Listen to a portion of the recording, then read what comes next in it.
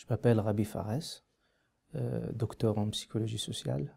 Je suis ATER sur le poste de radicalisation à l'Université Lorraine, sur Metz. Mon sujet de travail, c'est d'aborder la construction subjective du rapport au religieux et son lien avec la radicalisation. C'est-à-dire dans quelle mesure se construit une religiosité radicale et essayer d'étudier tous les facteurs qui participent à cette radicalisation.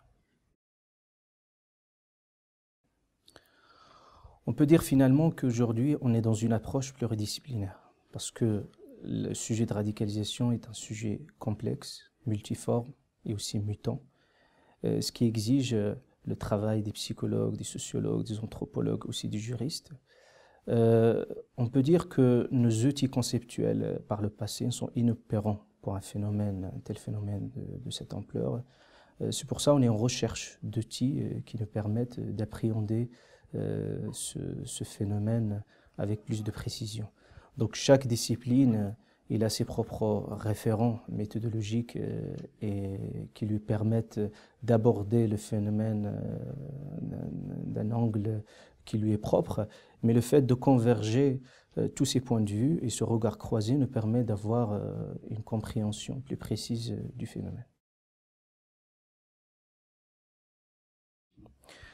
Déjà, il faut faire dialoguer les disciplines. Je sais que la pluridisciplinarité n'est pas très développée en France particulièrement, mais je pense ce sujet-là sur lequel on peut travailler ensemble et parfois on étudie les mêmes phénomènes mais avec une articulation différente. Mais si vous prenez l'exemple de plusieurs recherches entre les politologues, entre les sociologues et les psychologues, vous trouvez tout de même des points communs. Et je pense à travers plusieurs colloques de recherche, ça a donné des fruits. Ça a donné des fruits dans au moins le premier diagnostic du phénomène. On est loin de la compréhension complète du phénomène, mais au moins avoir ces éléments et ces aspects nous permettent tout de même d'avoir un avis plus complet sur le phénomène.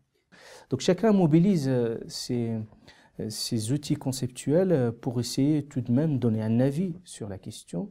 Mais je pense, il faut le dire avec humilité, on est loin de comprendre le phénomène vu son aspect mutant.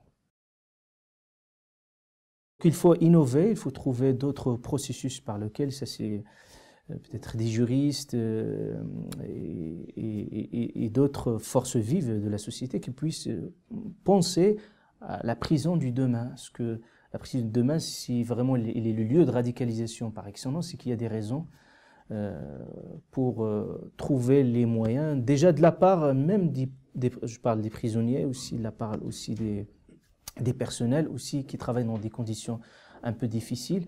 On est vraiment dans un contexte, je le vois parfois dans des interventions à la maison d'arrêt, je vois cette difficulté dans ce lieu qu'il faut absolument le repenser autrement pour pouvoir faire face à tous ces problèmes et la radicalisation en l'occurrence.